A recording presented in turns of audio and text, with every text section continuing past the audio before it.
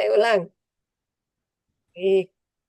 Assalamualaikum warahmatullahi wabarakatuh. Selamat datang semua rekan-rekan dosen di room 3 Seminar Diseminasi Penelitian dan Pengabdian kepada Masyarakat di Prodi Teknik Elektro Universitas Pamulang. Di room 6 ini ada 6 pemakalah, yaitu Ibu Alfi Maulani, Bapak Zaki Rosmi Mubarok, Ibu Wiwi Indrawati, Ibu Agustina Diah Setiawati, kemudian Bapak Zufrinaldi, serta Bapak Ade Irawan. Baik, menurut urutan di sini, nanti adalah Ibu Alfi Maulani, SSI MSI, yang akan mempresentasikan makalahnya yang berjudul Perhitungan Nilai Eigen Persamaan Diferensial Sturm-Liouville dalam bentuk khusus Bessel, Legendre, Hermite, Laguerre, dan Sabisev menggunakan metode iterasi asimptotik.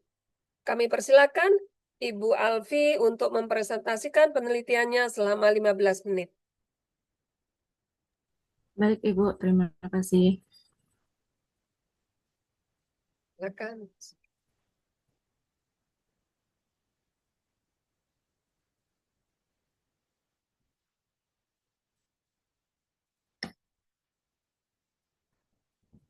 Bismillahirrahmanirrahim. Assalamualaikum warahmatullahi wabarakatuh.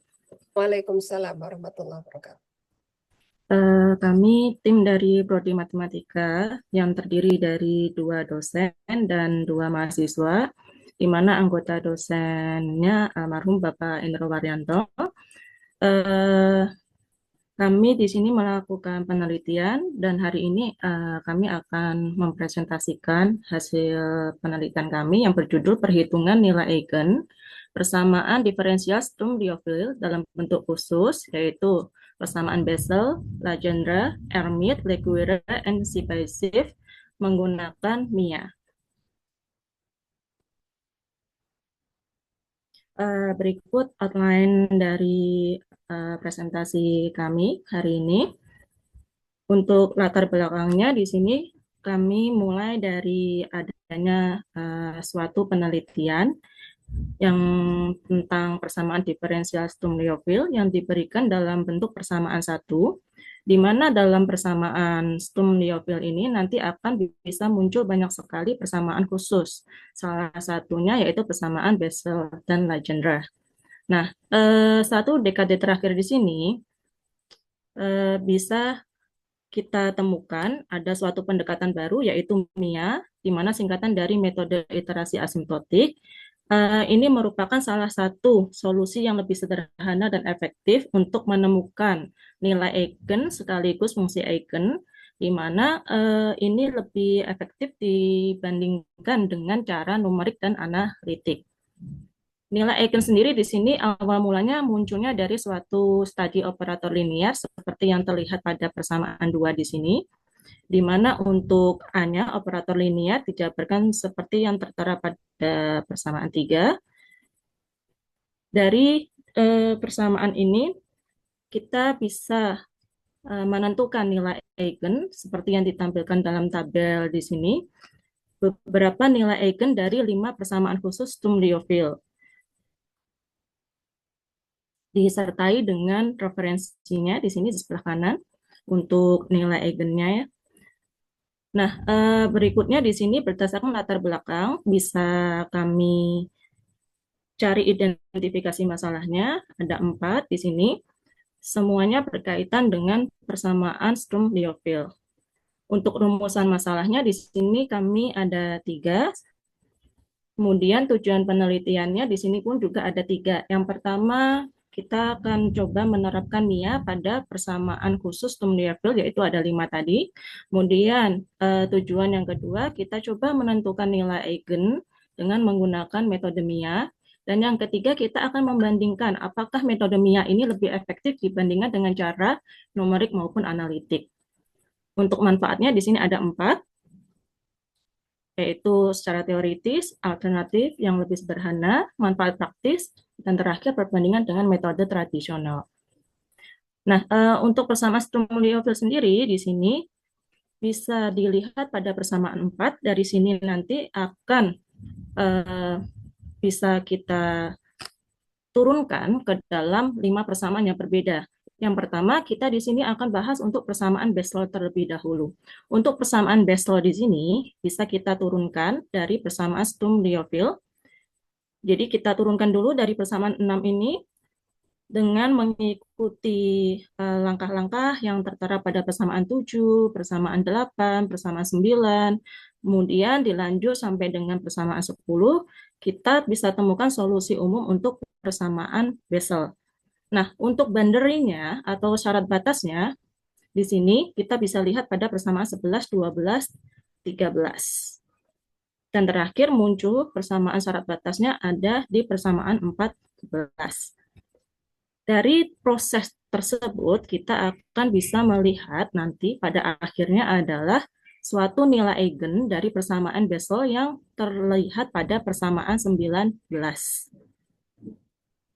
Nah, setelah kita singgung untuk persamaan Bessel, berikutnya kita coba untuk persamaan khusus yang lainnya, yang dinamakan dengan persamaan Legendre. Nah, persamaan Legendre di sini sama kita bisa turunkan juga dari persamaan Sturm-Liouville.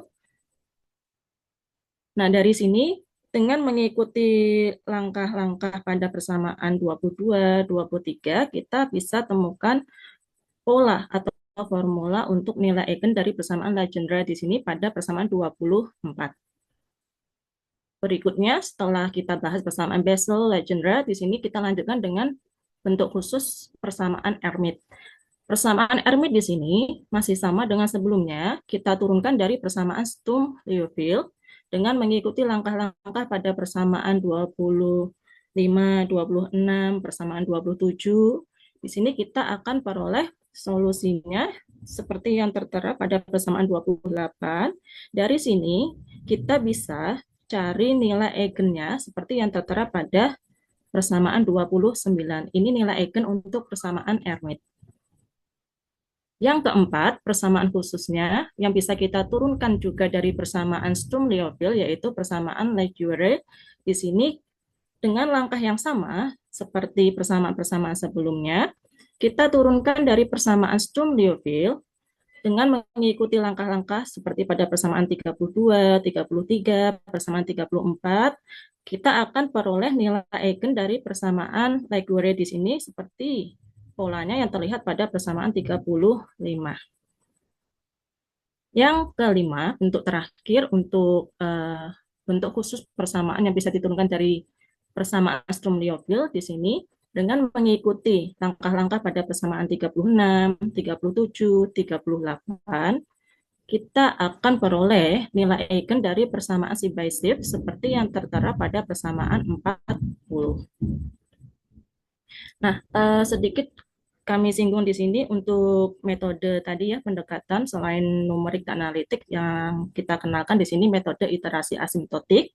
Nah, untuk metode iterasi asimptotik yang kita singkat dengan MIA di sini, langkah-langkahnya ini dimulai dari kita mencoba menyelesaikan dulu persamaan diferensial orde 2 homogen linier, bentuknya seperti yang tertera pada persamaan 41.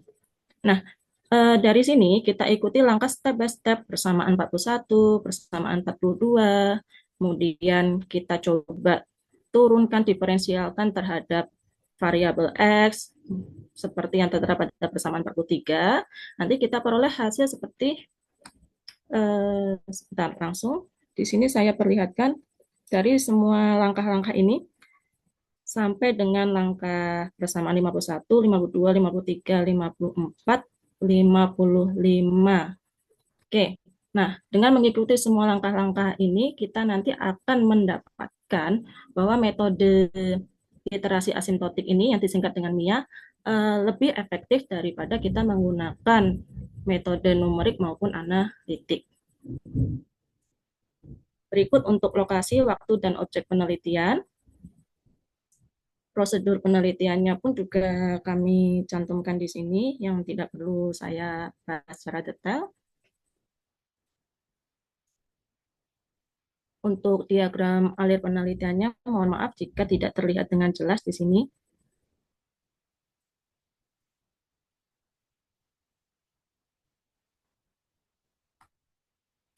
Selanjutnya di sini untuk hasil dan pembahasan kami saya bahas secara singkat saja. Jadi untuk persamaan Bessel di sini, hasil akhirnya dengan mengikuti langkah-langkah pada persamaan 56, 57, 58. Nah, oke, bisa dilihat di sini bahwa persamaan Bessel di sini nilai eigennya saya blok di sini, nilai eigennya dari persamaan diferensial Bessel tidak dinyatakan secara eksplisit.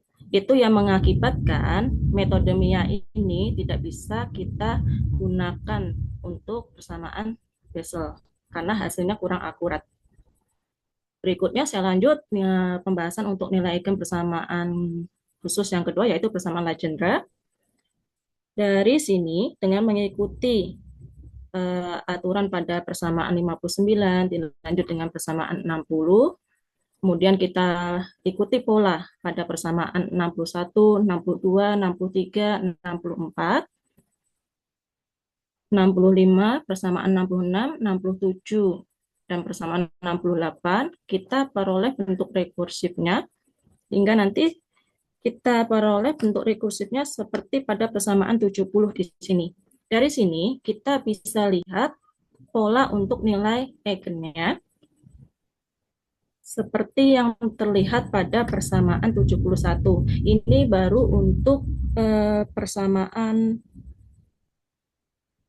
khusus yang kedua. Berikutnya persamaan khusus yang ketiga dengan cara yang sama seperti sebelumnya.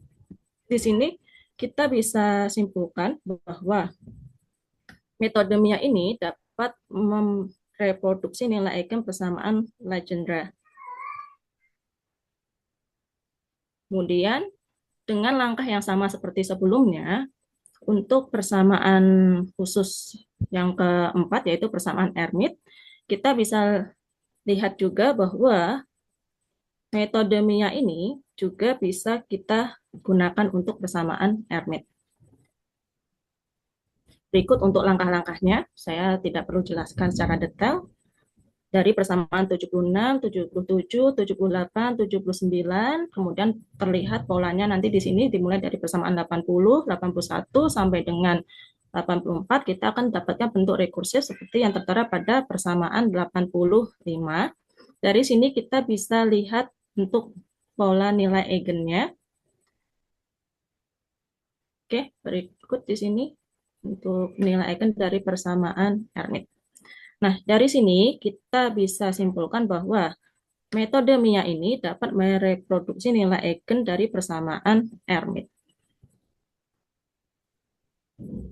Bentuk persamaan khusus berikutnya untuk pencarian nilai eigennya masih dengan metode Mia di sini dengan cara yang sama seperti sebelumnya. Kita bisa peroleh nilai eigennya seperti yang tertera pada persamaan 101. Nah, ini persamaan khusus yang terakhir di sini yang kami bahas yaitu nilai eigen dari persamaan C/F dengan pola yang sama, metode yang sama. Kita bisa lihat pola dari nilai eigennya. Nah, ini langsung saya masuk ke nilai eigen dari persamaan C/F di sini. Dari sini kita bisa simpulkan bahwa metode Mia ini dapat mereproduksi nilai eigen persamaan C/F. Ibu, izin waktunya 3 menit, Bu. Ya, Bu, makasih.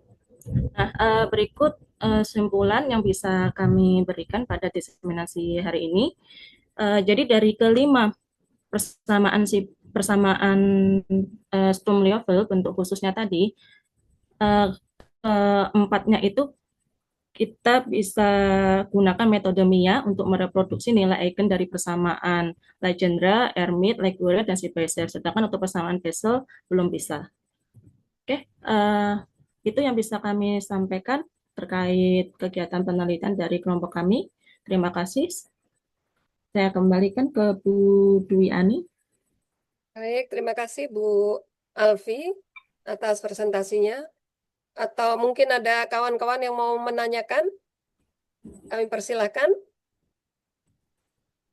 Kalau tidak ada, mungkin kita langsung ke Pemakalah kedua yaitu Bapak Zaki Rosmi Mubarok. Apakah sudah hadir? Ya, halo, Assalamualaikum, Bu. Waalaikumsalam. Baik, Pak Zaki. Ya, Zaki, ya izin betul. share screen ya, Bu. Baik, Pak Zaki akan mempresentasikan penelitiannya yang berjudul penambahan ekstrak albumin dari ikan gabus sebagai penyembuh bekas luka pada salep berbahan dasar CMC kulit durian. Kami persilakan waktunya Pak Zaki selama 15 menit untuk mempresentasikan makalahnya.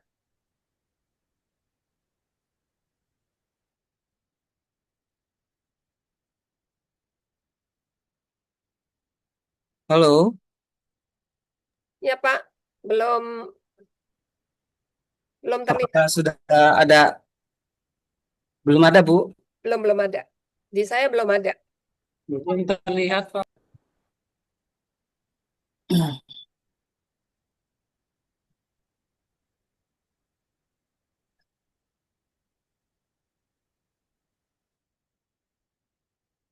Mungkin dimatikan dulu videonya Pak. Mungkin kalau bandwidthnya agak terganggu mungkin.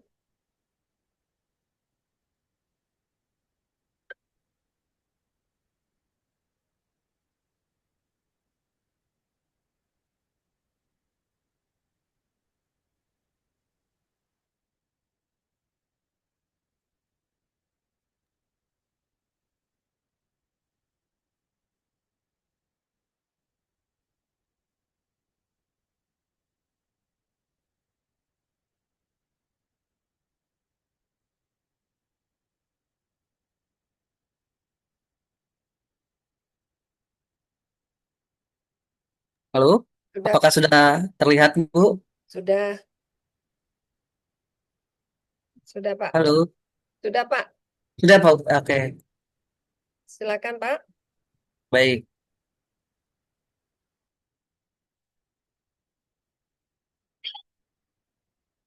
Bismillahirrahmanirrahim. Assalamualaikum warahmatullahi wabarakatuh. Selamat sore semua Bapak Ibu sekalian yang ada di sini. Sebelumnya saya ucapkan terima kasih atas kesempatan yang telah diberikan oleh saya untuk bisa mempresentasikan hasil penelitian saya dan rekan saya Ibu Wiwi Indrawati beserta tim mahasiswa yaitu Anita dan Dwi. Judul kali ini penelitian akan saya presentasikan yaitu penambahan ekstrak albumin dari ikan gabus sebagai penyembuh bekas luka pada salep berbahan dasar CMC atau karboksi metil selulose kulit durian.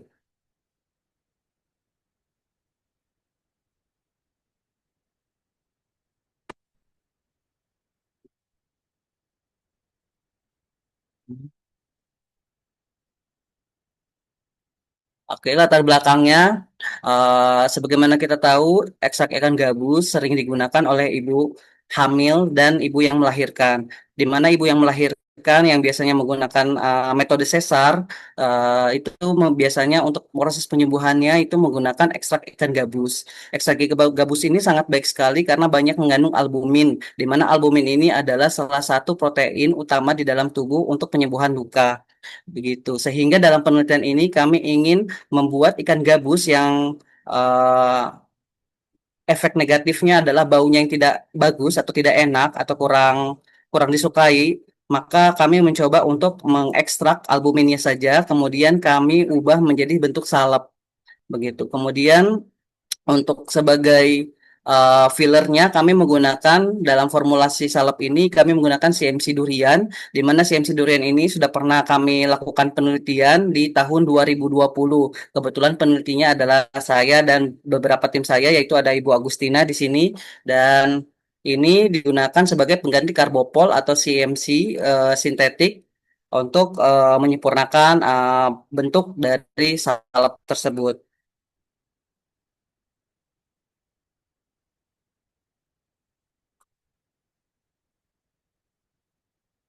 Tujuannya yaitu kami ingin mengetahui apakah albumin yang dihasilkan dari Hexagabus ini sesuai dengan standar sesuai dengan standar SNI 164-99 tahun 1996. Kemudian kami juga ingin tahu kami ingin mengetahui juga seberapa efektivitasnya dengan salep yang akan kami kembangkan ini sesuai dengan variasi dari ekstrak ikan gabus yang digunakan di dalam salep tersebut. Ini adalah kandungan dari ikan gabus sendiri mengandung albumin, di mana albumin itu banyak karakterisasinya. Kemudian memang banyak eh, eh, penelitian juga menyebutkan bahwa albumin ini baik untuk proses penyembuhan luka. Kemudian untuk CMC, di mana CMC ini adalah salah satu jenis selulosa yang nantinya akan digunakan sebagai filler atau sebagai pengubah bentuk struktur dari tekstur dari si salep nanti. Kemudian ini adalah tahapan-tahapan atau metode yang akan digunakan dalam penelitian ini. Yang pertama kami mengambil atau mengekstrak ikan.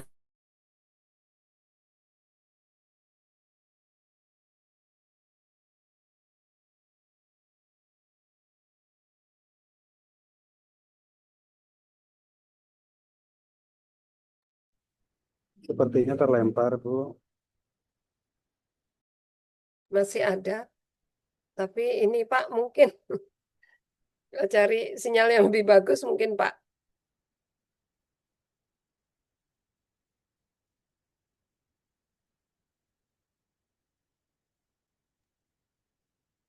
Halo Pak Zaki, Mohon maaf, di tempat saya sedang hujan deras, jadi ya Pak, sedikit sinyalnya terganggu. Apakah suara saya terdengar? masih Pak.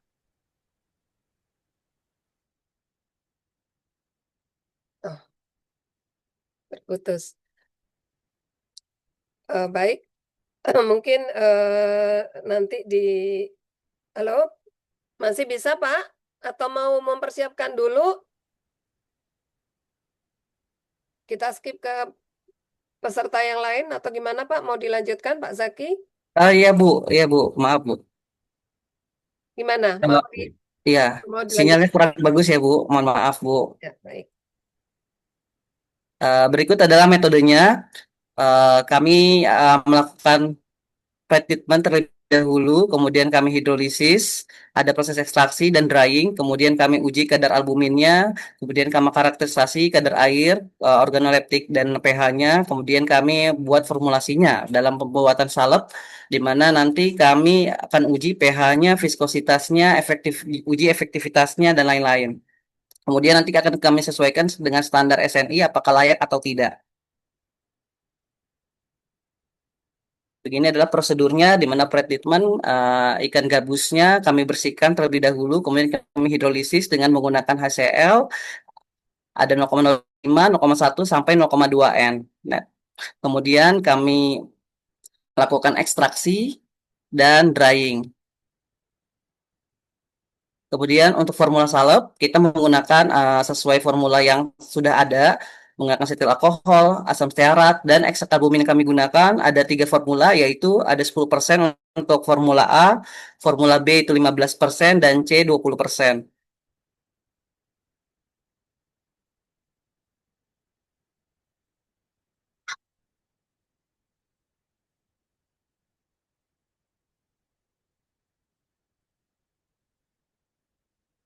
Sebentar, Bu.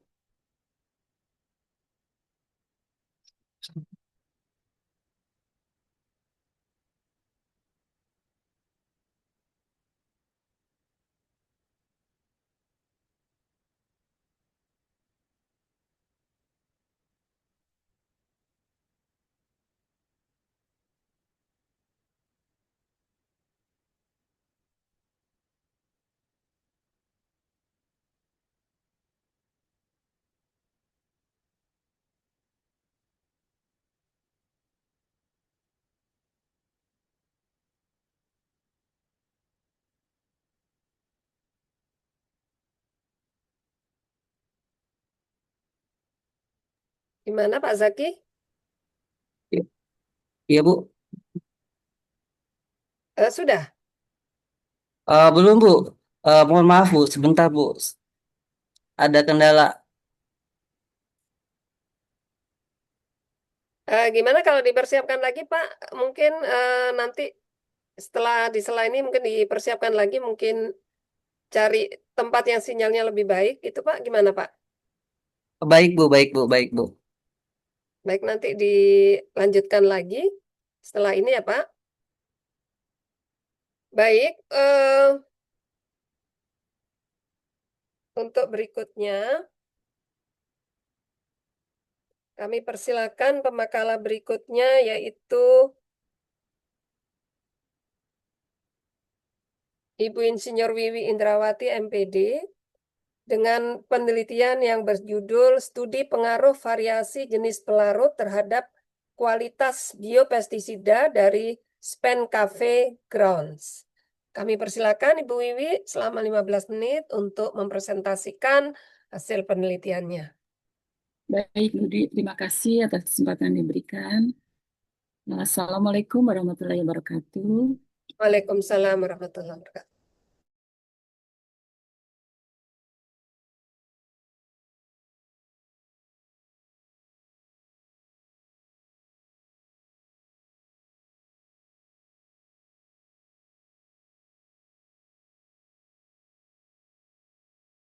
Sudah terlihat ya? Sudah terlihat Bapak Ibu? Sudah Bu, sudah. Baik, baik, saya akan mempresentasikan hasil penelitian kami dengan judul Pengaruh Variasi Jenis Pelarut terhadap Kualitas Biopestisida dari Spen Cafe Coffee Ground.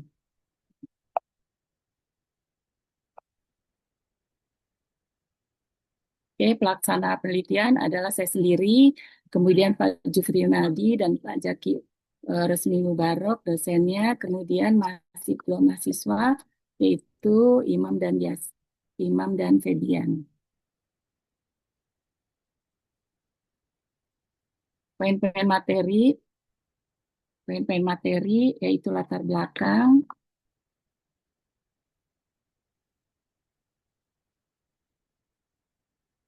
hmm, latar belakang, bentar.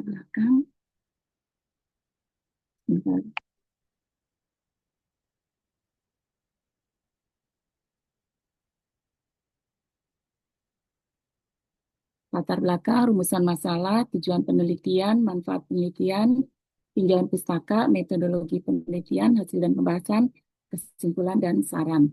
Latar belakang.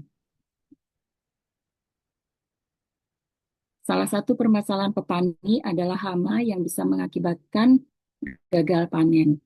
Selama ini petani menggunakan pestisida sintetik dari bahan kimia untuk mengendalikan hama.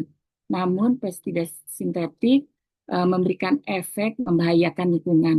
Oleh sebab itu perlu bahan alternatif lain yang ramah lingkungan. Kopi adalah salah satu minuman yang paling populer di seluruh dunia. Limbahnya yaitu ampas kopi atau spent coffee ground mengandung kafein, tanin, dan bahan organik lain yang merupakan pencemar bagi ekosistem. Biopestisida bisa menjadi alternatif pestisida sintetik. Keunggulannya mudah terurai sehingga ramah lingkungan. Biopestisida didapat dari ekstrak tumbuhan dan ampas kopi dapat menjadi bahan baku biopestisida karena kandungan senyawa kimia aktif seperti flavonoid, alkaloid, steroid, tanin yang merupakan racun serangga. Rumusan masalah penelitian ini adalah bagaimana pengaruh bahan pelarut maserasi ampas kopi menggunakan butanol dan etilen glikol terhadap kandungan dari biopestisida yang dihasilkan. Dan bagaimana efektivitas produk biopestisida yang dihasilkan terhadap hama tanaman. Tujuan penelitian ini adalah mengetahui pengaruh bahan pelarut maserasi ampas kopi menggunakan butanol dan etilen glikol terhadap kandungan dari biopestisida yang dihasilkan.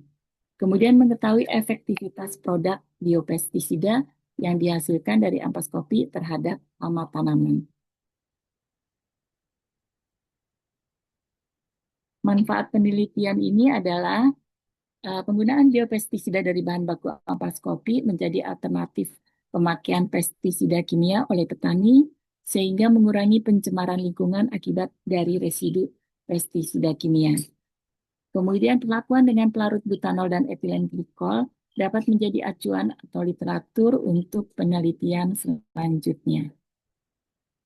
Tinjauan pustaka. Menurut Lengai, biopestisida merupakan pestisida yang terbuat dari bahan baku yang diambil dari alam, yang mengandung komponen bioaktif yang tinggi dan berperan sebagai antimikroba.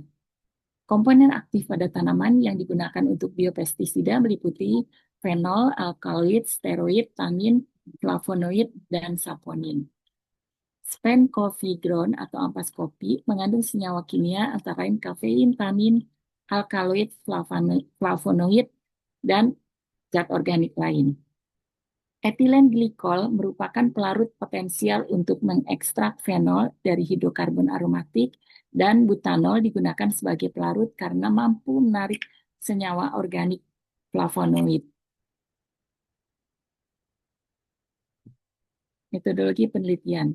Maserasi merupakan metode ekstraksi dengan proses perendaman bahan dengan pelarut sesuai senyawa aktif yang terdapat dalam bahan alami. Faktor yang dapat mempengaruhi ekstraksi adalah waktu maserasi, suhu, jenis pelarut, dan ukuran partikel. Ampas kopi kering, pelaksanaannya adalah ampas kopi dikeringkan, kemudian dihaluskan, kemudian ditambah pelarut butanol dan juga etilen glikol dengan perbandingan 1:2, 1:4, dan 1:6. Kemudian ditutup dengan aluminium foil dan dibiarkan selama 3 hari. Setelah maserasi selama 3 hari, larutan disaring dan dievaporasi untuk memisahkan zat aktif yang terdapat di bahan alami dan juga pelarutnya. Hasil dan pembahasan. Data dari hasil pengamatan pembuatan biopestisida dari ampas kopi menggunakan pelarut etilen glikol dapat dilihat di tabel ini, yaitu massa ampas kopi 100 gram, kemudian volume etilen glikol 400, kemudian volume sebelum evaporasi 350, kemudian setelah evaporasi 315, dan didapat biopestisida 23 mili. Kemudian hasil pengamatan pembuatan biopestisida dari ampas kopi menggunakan pelarut butanol pada rasio 1:6 didapatkan volume biopestisida 23 mili.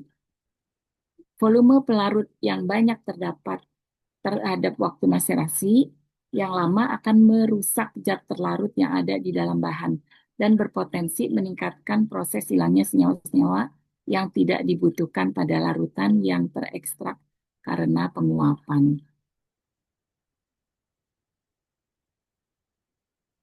Hasil volume biopestisida dari berbagai perbandingan antara ampas kopi dan volume pelarut. Dengan pelarut butanol, perbandingan 1:2 menghasilkan biopestisida 14 mili. Dengan perbandingan 1:4 menghasilkan 20 mili, dan dengan perbandingan 1:6 menghasilkan 23 mili. Dengan pelarut etilen glikol didapat pada perbandingan 1:2 18 mili biopestisida, pada perbandingan 1:4 didapat 23 mili, dengan perbandingan 1:6 didapat 26 mili. Semakin banyak volume pelarut yang digunakan untuk mengekstrak ampas kopi, maka semakin banyak juga biopestisida yang dihasilkan. Kemudian hasil uji mortalitas. Uji mortalitas dengan pelarut butanol dengan perbandingan 1:2, lama kematian dari serangga 4,12 menit, kemudian 1:4 2,48 menit, 1:6 1,47 menit. Uji mortalitas dengan pelarut etilen glikol dengan perbandingan 1:2, lama kematiannya 3,22 menit, dengan perbandingan 1:4 2,8 menit, dengan perbandingan 1,6, 1:6, 1,38 menit. Semakin banyak volume pelarut yang digunakan untuk mengekstrak ampas kopi, maka semakin banyak biopestisida yang dihasilkan dan semakin cepat waktu kematian serangga atau hama pada tanaman. Kesimpulan dan saran. Berikut kesimpulan yang dapat diambil dari penelitian ini. 1. Pada pelarut etilen glikol dan butanol, perbandingan 1:6 antara volume pelarut terhadap berat bahan baku merupakan perbandingan yang paling cepat angka kematian terhadap hama yang dibunuh. Kemudian biopestisida dari ampas kopi menggunakan pelarut butanol dan etilen glikol terbukti efektif untuk membunuh hama. Pengujian mortalitas terbaik dihasilkan pada ampas kopi dari pelarut etilen glikol terbukti pada rasio 1:6 dapat membunuh hama selama 1 menit 38 detik. Sarannya perlu dilakukan penelitian terkait biopestisida dengan bahan baku limbah bahan alami yang lain. Ini foto dari kegiatan dan berikutnya adalah terima kasih. Wassalamualaikum warahmatullahi wabarakatuh. Demikian Budi dan Bapak Ibu dosen sekalian. Baik, terima kasih Bu Wiwi atas paparan hasil penelitiannya. Mungkin rekan-rekan ada yang mau menanyakan tentang hasil penelitian Ibu Wiwi. Yang bagus ini buat biopestisida ya Bu ya, jadi aman Iya, biopestisida Bu.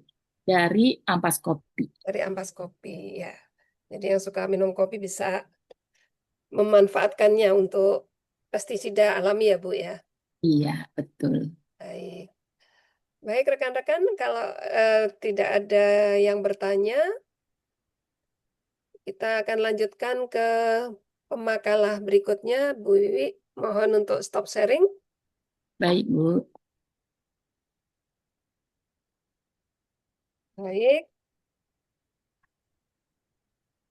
Pemakalah berikutnya kami persilahkan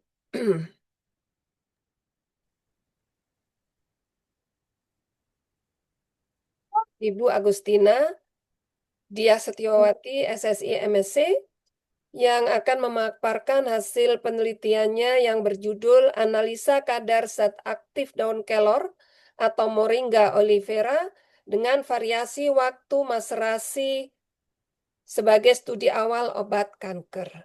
Baik, Ibu Agustin, kami persilakan. Selama Terima kasih, 15 Bu. menit, Saya share screen dulu, Bu. Suara saya terdengar ya, Bu? dengar jelas, Bu. Terima kasih.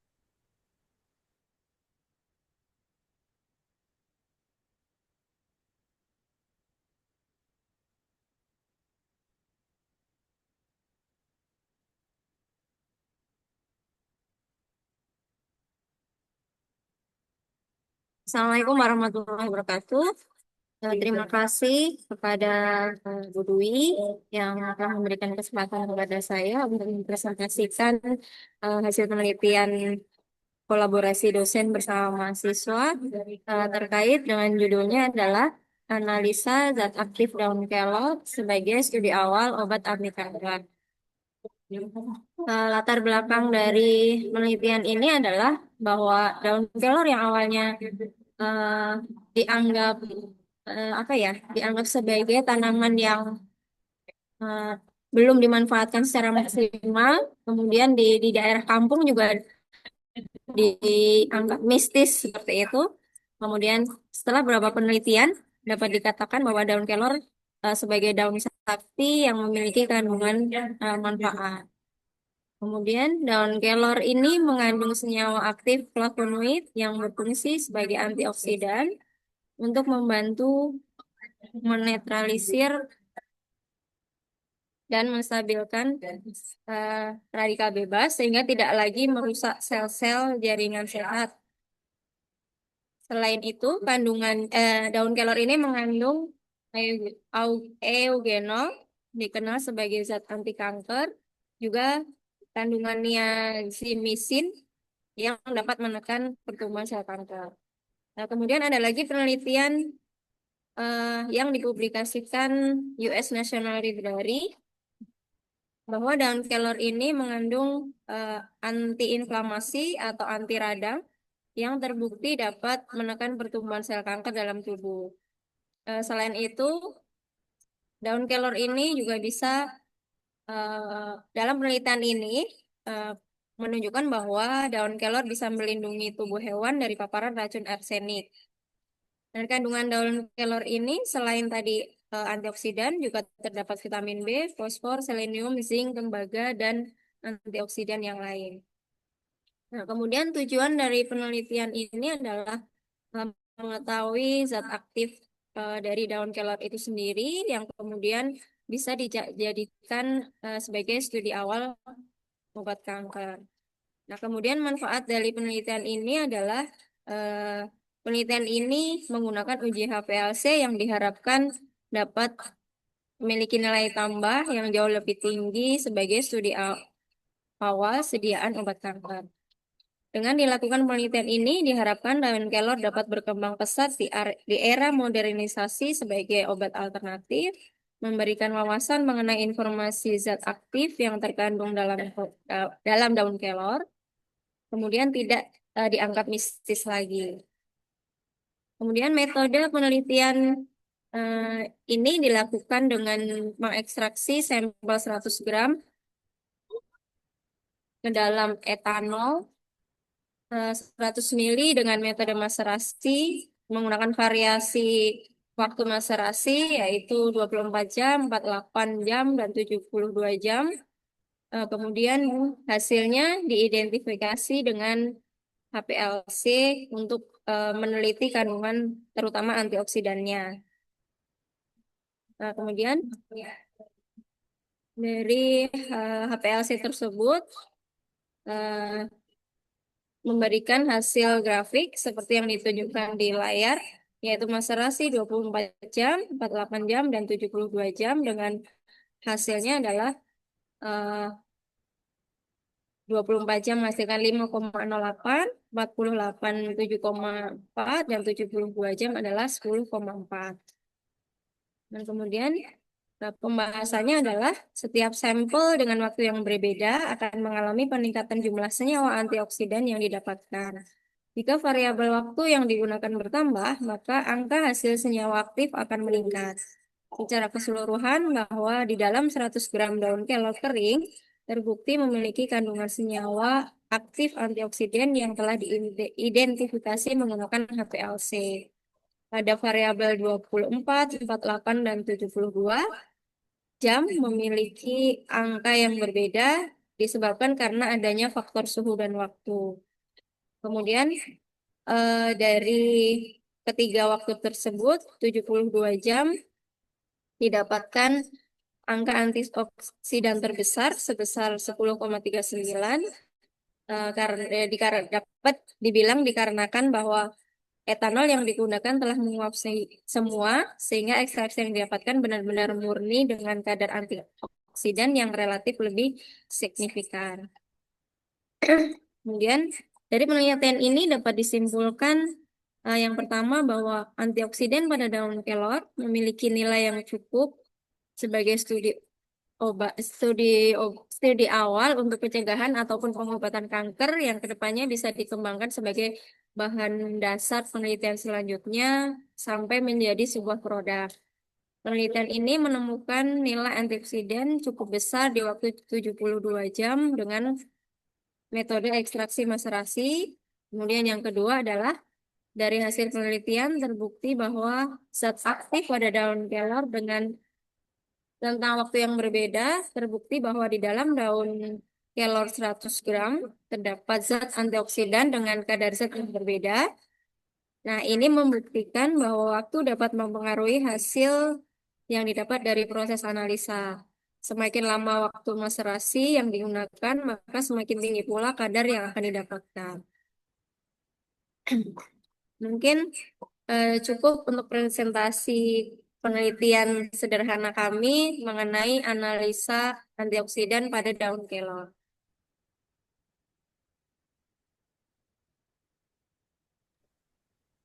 Sudah, Bu? Ya, sudah cukup, Bu. Baik. Bapak Ibu ada yang mau ditanyakan atau memberi.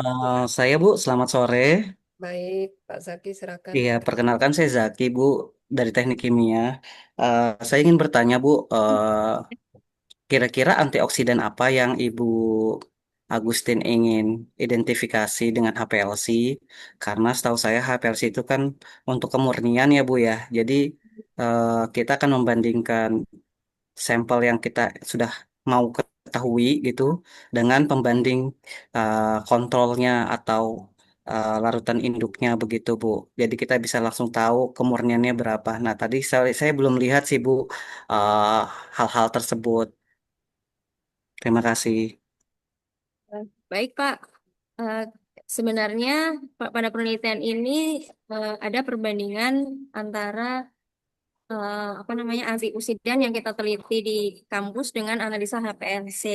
Kemarin kita sempat meneliti kandungan antioksidan itu menggunakan eh, yang di kita itu apa namanya?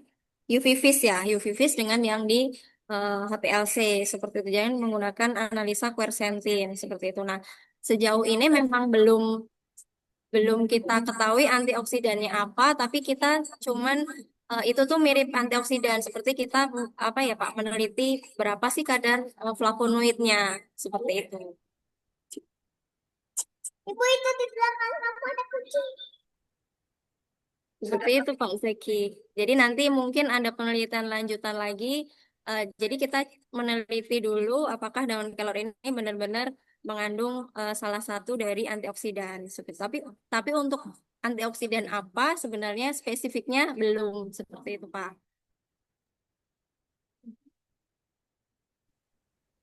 Baik, Bu. Jadi jadi itu antioksidannya itu senyawa gitu atau gimana, Bu? Saya Ya, kok ya jadi senyawa. Jadi antioksidan itu kan sebenarnya banyak Bu, tapi kita belum mengidentifikasi antioksidan itu yang mana gitu. Cuman secara garis besar, oh bahwa si daun kelor ini mengandung antioksidan seperti itu. baik. Baik, gimana Pak? Siapa tadi? Pak Zaki Bu. Pak Zaki udah pergi lagi. Baik, Bu. Terima kasih Bu Agustin atas presentasinya. Tadi sebetulnya Pak Zaki mau presentasi, tapi kayaknya masih mau presentasi di penelitian, di PKM. Jadi kita lanjutkan ke pemakalah berikutnya, yaitu Bapak Dr. Zufrinaldi, STMSI, yang akan mempresentasikan penelitiannya yang berjudul Sintesis Nanokalsium dari Kerang Darah melalui Presipitasi. Kami persilakan waktunya Pak Zufrinaldi selama 15 menit untuk memaparkan hasil penelitiannya. Terima kasih.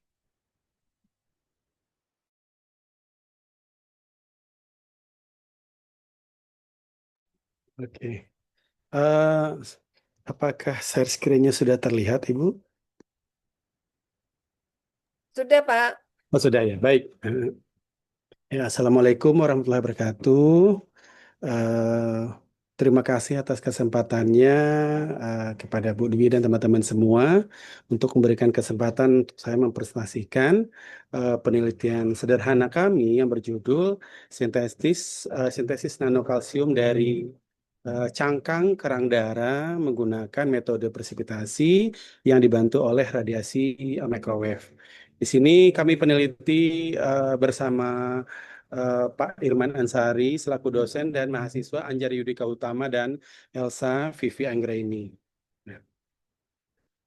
Nah, adapun overview dari presentasi kali ini diawali dengan background, kemudian lanjut dengan research problem, kemudian material method, kemudian result dan analisis, kemudian dilanjutkan dengan kesimpulan. Nah, pada background yang pertama adalah kita melihat isu terkini dan apa kesempatannya. Yang pertama adalah limbah cangkang dari kerang darah ini kalau di daerah Jakarta Utara itu sudah diproduksi tonan per hari ya, di mana limbah ini saat ini baru dimanfaatkan sebagai bahan pengisi pada industri semen gitu ya. Hanya saja ketika digunakan dalam industri semen harganya menjadi lebih murah. Maka sehingga perlu metode lain untuk mengutilisasi dari limbah kerang darah ini. Kemudian yang kedua adalah isu keduanya adalah limbah cangkang kerang darah ini memiliki kalsium karbonat yang tinggi, sekitar 95 sampai 99 dari beratnya, sehingga ini merupakan sumber mineral yang sustainable, kemudian kekinian yang bisa diandalkan, ya. Kemudian bisa diandalkan dalam industri pangan. Kemudian sediaan nanokalsium ini dapat meningkatkan bioavailability dan fungsi dari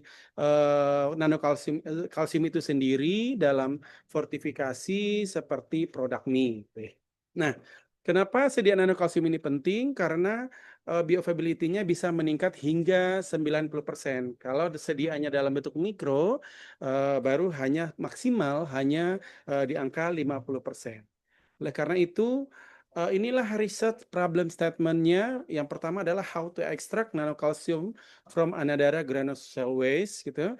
Di sini ada beberapa poin yang kita tekankan, yaitu optimisasi pada proses ekstraksinya, kemudian pencapaian konsisten terhadap ukuran nanopartikel, yaitu di bawah 200 nanomikron, kemudian pengembangan terhadap energi, karena di sini menggunakan radiasi microwave sehingga tidak menggunakan pemanas konvensional lagi.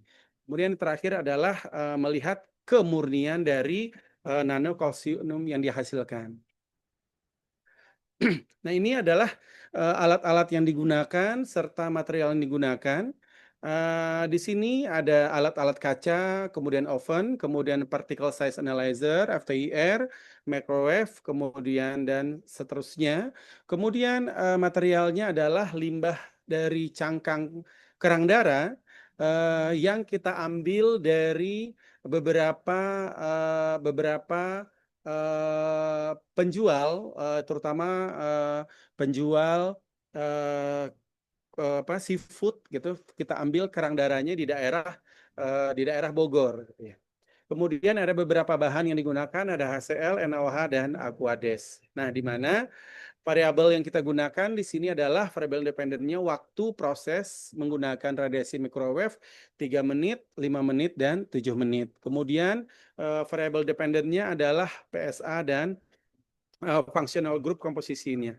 Nah, sehingga kalau kita lihat karakterisasi menggunakan FTIR ini tujuannya sebenarnya adalah untuk melihat kehadiran apakah benar ada kalsium karbonat, kemudian mengkonfirmasi kehadiran transformasi dari CaOH menjadi kalsium karbonat.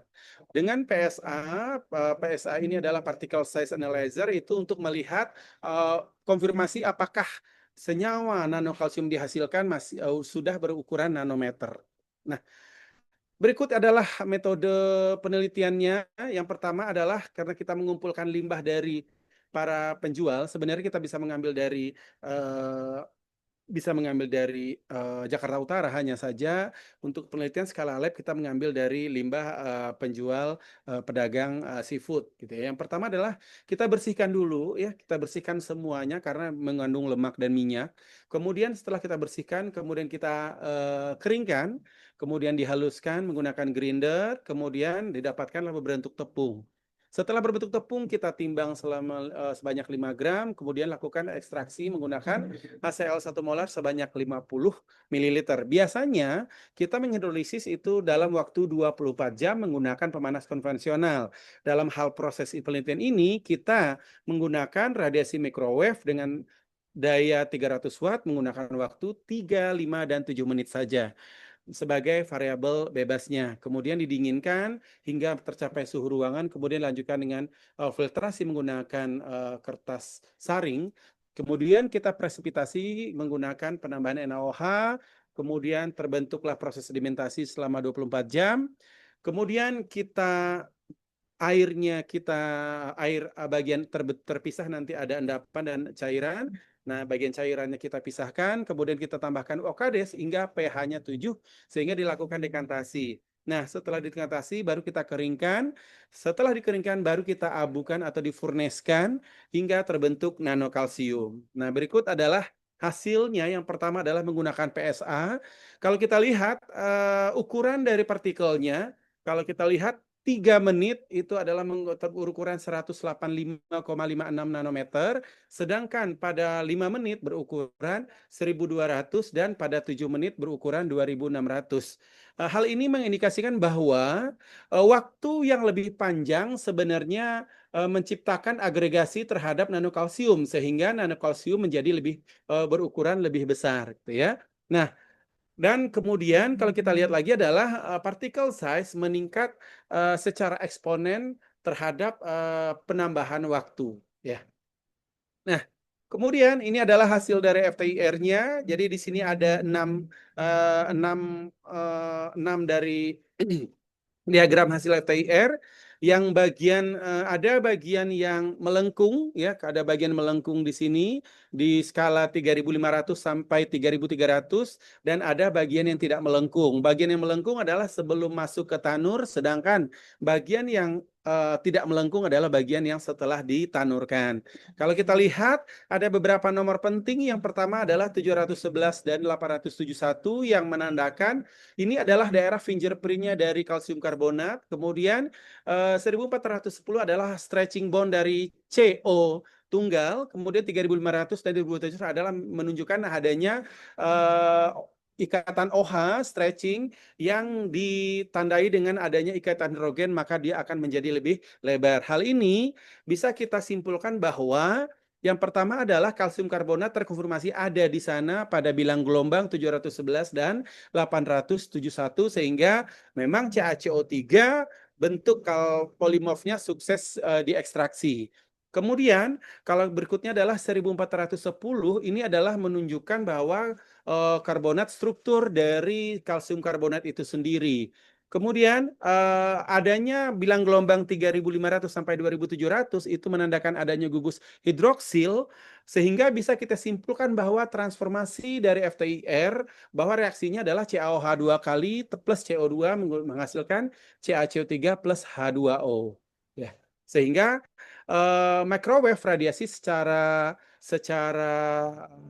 penelitian ini telah sukses memfasilitasi mengkonversi dari kalsium hidroksida menjadi kalsium karbonat dalam bentuk sediaan nanopartikel. Nah, berikut adalah kesimpulan dari penelitian ini. Yang pertama adalah limbah cangkang kerang darah telah berhasil dimanfaatkan sebagai sumber kalsium yang sustainable melalui presipitasi. Kemudian berikutnya adalah riset ini menghasilkan nanokalsium dalam bentuk ukuran nano. Kemudian processing parameternya menggunakan radiasi microwave berhasil menyediakan sediaan dalam bentuk nano, dan chemical composition-nya FTIR menunjukkan adanya kalsium karbonat tanpa adanya air dan gugus hidroksil. Nah, kemudian ini adalah beberapa saran future research direction-nya. Yang pertama adalah technical improvement-nya, kita bisa menggunakan agen alternatif presipitasi yang lain untuk mengontrol ukuran dari partikel. Kemudian menggunakan optimasi suhu dalam proses kalsinasi, kemudian development dari surface modification-nya sehingga ukuran menjadi lebih kecil, kemudian eksplorasi kombinasi sonikasi microwave merupakan penelitian eye-catching untuk kelanjutan dari microwave ini. Nah, kemudian aplikasinya nanti bisa kita lanjutkan terhadap bioavailability-nya, kemudian stability terhadap ketika diaplikasikan ke dalam makanan, terutama mie. Kemudian apakah nanokalsium ini mempengaruhi dari sensori, terutama pada struktur. Biasanya nanokalsium atau kalsium dalam bentuk sadah itu menyebabkan sensori, terutama strukturnya menjadi lebih keras. Kemudian scale up studi diperlukan untuk skala industri. Demikian presentasi saya. Terima kasih. Apabila ada pertanyaan, dipersilahkan. Baik, terima kasih Pak Zufrinaldi atas presentasi penelitiannya. Untuk rekan-rekan, jika ada pertanyaan kami persilahkan. Mungkin yang dari teknik kimia sesuai dengan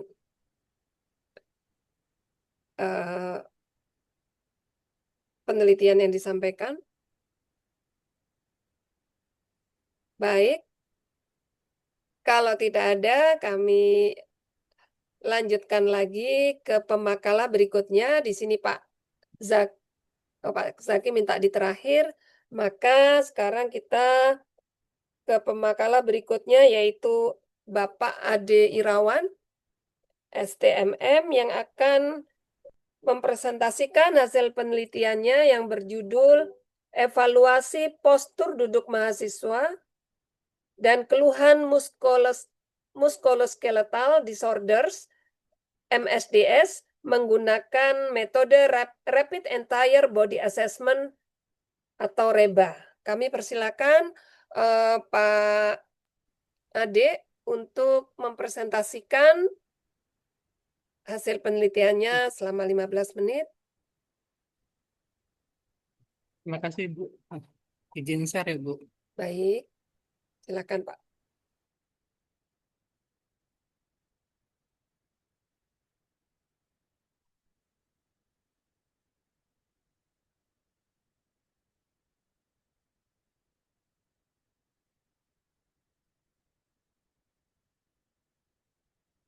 Bismillahirrahmanirrahim. Assalamualaikum warahmatullahi wabarakatuh. Selamat sore. Terima kasih saya ucapkan kepada Ibu Dewi Ani Krisnadi atas kesempatannya. Saya diberikan kesempatan untuk menjelaskan destinasi penelitian saya. Selamat sore juga rekan-rekan dosen Fakultas Teknik Universitas Pamulang. Berikut ini saya akan mempresentasikan definisi penelitian saya yang berjudul Evaluasi Postur Duduk Mahasiswa dan Keluhan Musculoskeletal Disorders MSDS menggunakan metode REBA pada prodi Teknik Mesin Universitas Pamulang. Latar belakang penelitian ini adalah salah satu aktivitas yang sering dilakukan mahasiswa di kampus adalah duduk saat kuliah. Banyak mahasiswa yang mengeluh rasa sakit. Banyak mahasiswa yang mengeluh rasakan sakit dan pegal. Hal ini tentu saja akan mempengaruhi kenyamanan dan konsentrasi mahasiswa belajar. Nah, maka dari keluhan itu kita lakukan observasi lanjut melalui kuesioner MSDS dan untuk mengukur Nordic Body Map dan observasi terhadap gejala kelelahan pada 326 mahasiswa dari 107.755 mahasiswa aktif teknik mesin pada semester janji 2024-2025. Nah, keluhan kuesioner MSDS ini terdiri dari 28 pertanyaan dengan skor 4 skala Likert sebagai berikut, yaitu tidak terasa sakit, agak sakit, sakit, dan sangat sakit. Nah, terus menggunakan 4 skala pengukuran, di mana jika skornya total skornya dari gejala itu ada 28-48, maka dianggap tidak sakit, 49-69 ada sakit, dan begitu seterusnya. Sedangkan untuk kuesioner gejala kelelahan terdiri dari 30 pertanyaan dengan ketentuan sebagai berikut, yaitu tidak pernah merasakan lelah, kadang-kadang merasakan lelah, sering merasa lelah, sering sekali merasakan, terdapat 4 skala pengukuran juga dengan skor misalnya 30-52 itu rendah, dan begitu seterusnya. Nah, selanjutnya adalah latar belakangnya adalah di program studi teknik mesin sendiri terdapat 4 jenis kursi yang digunakan, yaitu tipe kursi dengan kerangka stainless keseluruhannya. Kedua dan ketiga ini tipenya sama, hanya penggunaan sandaran dan dudukannya itu berbeda. Itu menggunakan rangka plat besi dengan dudukan dan sandaran terbuat dari multiplex. Yang keempat adalah kursi yang terbaru yang dibuat di gedung yang baru, yaitu dengan kursi di depan dengan rangka pipa besi. Nah, dari keempat kursi ini kita tanya kepada mahasiswa, ternyata di sana mereka merasakan keluhan yang paling tinggi adalah yaitu dengan skor 86,7%, yaitu sakit pada bagian pinggang. Selanjutnya 81,80% itu sakit pada bagian leher bawah. Dilanjut ini 78,5 itu adalah sakit pada leher bagian atas. Masih masuk ke dalam kategori sakit tidak dengan kategori sakit. Begitu selanjutnya, dan latar belakang selanjutnya adalah selain kita mengetes memberikan kuesioner Nordic, kita juga ingin mengetahui faktor lain, faktor di luar dari penggunaan kursi tersebut, yaitu adalah faktor psikologis mahasiswa. Nah, dari tingkat kelelahan ternyata seluruh mahasiswa masuk ke kategori tingkat kelelahannya sedang, yaitu 47,62% skornya. Dengan faktor utama penyebab kelelahannya adalah pelemahan fisik, yaitu 35,58% skornya. Nah, karena kan mahasiswa teknik mesin kebanyakan kuliahnya itu adalah selepas kerja seperti itu, atau ada yang seharian berkuliah. Nah, selanjutnya adalah identitas masalahnya itu adalah terjadinya keluhan musculoskeletal disorders atau nyeri otot yang dirasakan oleh mahasiswa. Terus postur duduk yang seperti membungkuk dapat menyebabkan rasa sakit pada anggota badan, karena kita lihat bahwa di lapangan banyak posisi yang walaupun jenisnya sama tapi ukurannya berbeda-beda gitu. Seperti ada yang misalnya mejanya terlalu tinggi atau dudukannya terlalu rendah, senderannya terlalu ke belakang, ada pula yang terlalu tegak seperti itu. Nah, tujuan penelitiannya adalah untuk mengetahui jenis keluhan muskular mahasiswa pada proses belajar dengan menggunakan metode Nordic. Terus selanjutnya adalah untuk mengetahui penilaian postur duduk mahasiswa pada proses belajar. Yang di sini dinilai adalah postur duduknya saja, tidak gerakan duduknya yang kita nilai. Oke. Nah, ini adalah tahapan metodologi penelitian saya. Pertama adalah identifikasi salah, terus menentukan instrumen penelitian dan kuesioner. Kedua adalah kita bagi observasinya dalam melakukan 2 observasi, kelelahan, terus ada lagi keluhan otot atau MSDS. Selanjutnya kita menentukan hasil dari ini, kita menentukan atribut. Setelah selesai menentukan atribut menyusun metrik, kita langsung ke tahap 1, yaitu menggunakan diagram PES untuk menentukan poin mana yang lebih diutamakan dalam penelitian ini yang akan diprioritaskan untuk perbaikannya. Tahap analisa, terus tahap desain, terus tahap kedua adalah alternatif desain yang diperoleh akan kita masuk ke dalam ergonomi pastoratory, yaitu adalah kita akan memilih rancangan-rancangan mana yang terbaik sehingga memunculkan hasil rancangan yang terbaik dari yang terbaik seperti itu. Nah, pertama adalah dari kursi tadi, satu-satu kita hitung sudutnya, sudut postur kerja mahasiswa. Ini adalah postur sudut pada kursi tipe 1. Yang ini ada kursi postur sudut pada kursi kedua dan ketiga. Kedua ketiga kan kursinya sama, jadi kita anggap sama. Dan ini adalah postur duduk pada mahasiswa pada tipe kursi yang keempat. Nah, dari perhitungan sudut tersebut, kita masukkan ke dalam worksheet assessment rimba. Nah, ini adalah untuk contoh-contoh perhitungan untuk kursi pertama. Kita peroleh sudutnya untuk pergerakan leher kepala. Itu adalah 25,02%. Maka kita kasih skornya 2. Dan kepalanya tidak memiring. Kalau memiring kita tambahkan +1. Kita ambil 2. Terus untuk batang tubuh itu membentuk sudut 27,9%. Kita kasih 3. Dan di sini tubuhnya itu tidak memiring ke kanan ke kiri ya, jadi lurusnya ke depan, maka tidak perlu ada penambahan adjustment di sini. Kita masukkan ke skor yang tabel A, maka kita nanti akan terus untuk kaki penekuknya sudut tekukan kaki itu 83,12%. Di sini kita ambil 2 dan adjust menjadi 2, jadi 4 poinnya. Maka kita dapat skor untuk A-nya itu adalah 7 untuk bagian kepala, batang tubuh, dan kaki. Selanjutnya untuk bagian lengan atas itu membentuk sisinya 60,29%, dan selanjutnya adalah bagian lengan bawah 123%, dan selanjutnya adalah telapak tangan, pergerakan telapak tangan. Nah, hasilnya adalah skor akhirnya adalah 9. Ketika kita sudah hitung semuanya sudutnya menggunakan reba, kita simpulkan.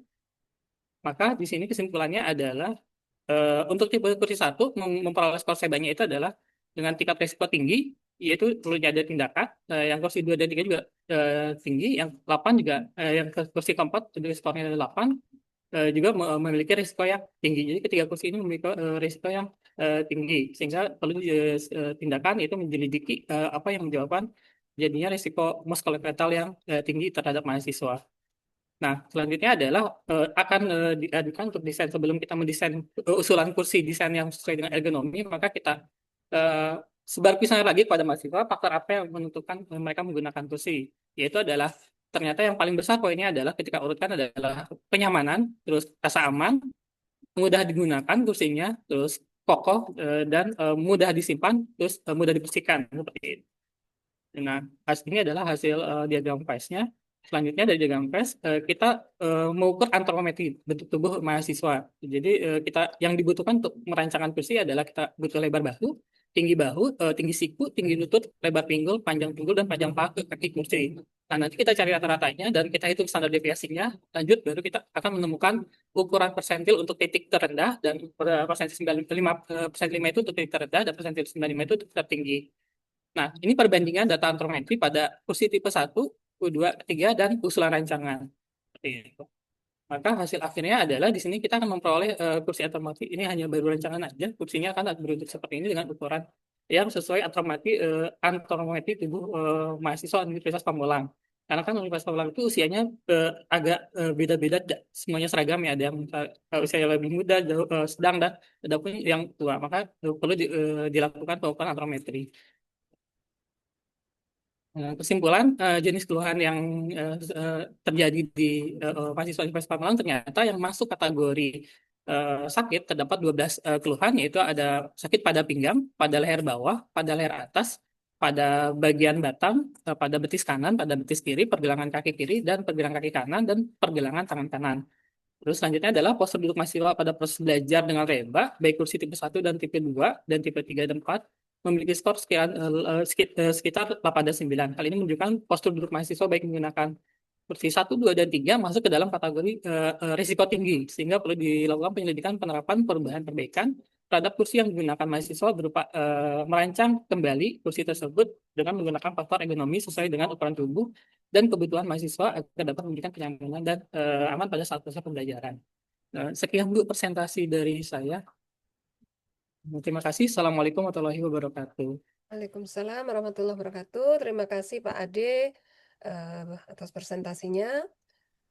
Mungkin ada yang ditanyakan teman-teman. Ini penelitian di bidang teknik industri.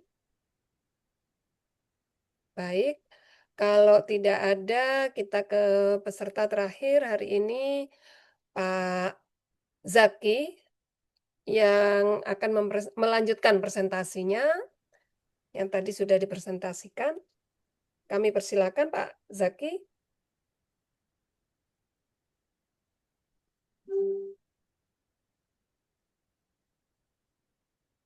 Selamat sore, Bu.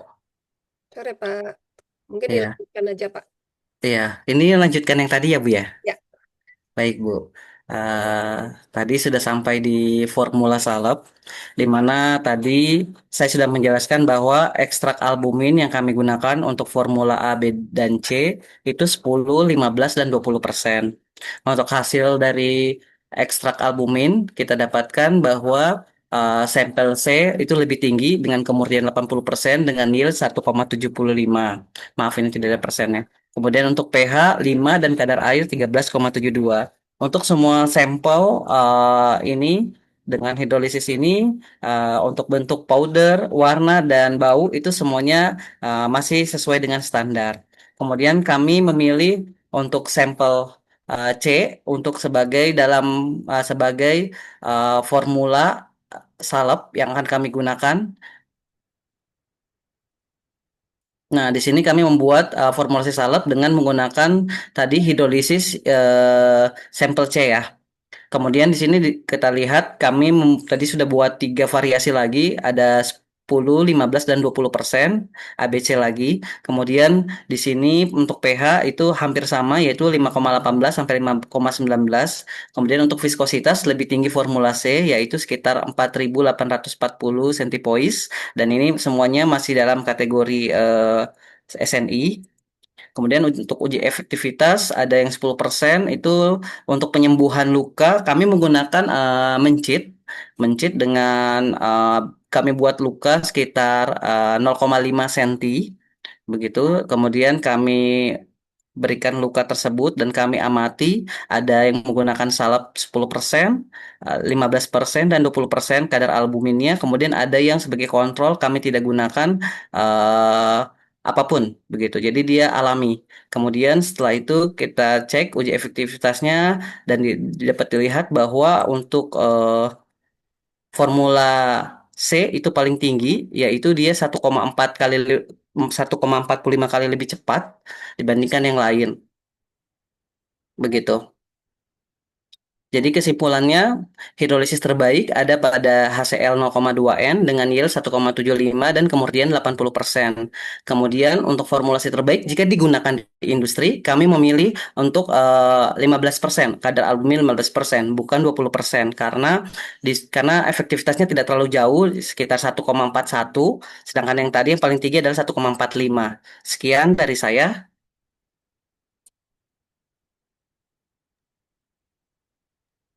Baik, terima kasih Pak. Sudah Pak. Baik, Bu.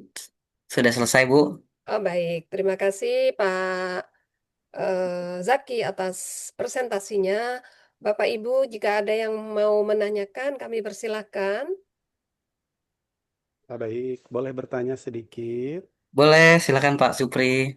Ya, terima kasih Pak Zaki. Ini presentasinya menarik sekali ya. Nah, saya cuma mau konfirmasi, tadi kan menggunakan hewan uji mencit ya. Nah, Betul, Pak. sekarang uji hewan kalau penelitian menggunakan hewan uji itu sudah harus melewati ethical clearance.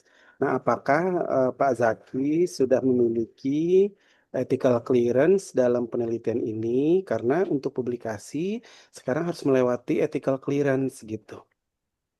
Ya, Terima kasih. untuk ya baik, terima kasih Pak Jufri. Untuk ethical clearance kami tidak menggunakannya, Pak. Kebetulan kami tidak melakukan prosedur tersebut karena menurut kami hal ini tidak menyangkut masalah ini ya Pak, komersialisasi tidak. Kami hanya sebatas studi awal saja, di mana hasil ini pun kemungkinan besar juga kami tidak akan publish juga ke luar gitu, mungkin internal saja, begitu Pak. Baik, Pak Zaki, terima kasih. Iya, sama-sama Pak. Baik. Ada lagi yang mau ditanyakan, Bapak Ibu? Baik, kalau tidak ada, kita akhiri rangkaian presentasi diseminasi penelitian di room 3 kali ini. Untuk absensi ini Bu siapa Bu Agustin menanyakan mungkin ada nanti di room utama Bu. Jadi untuk yang room ini saya tutup dulu. Terima kasih teman-teman atas presentasi diseminasi penelitiannya.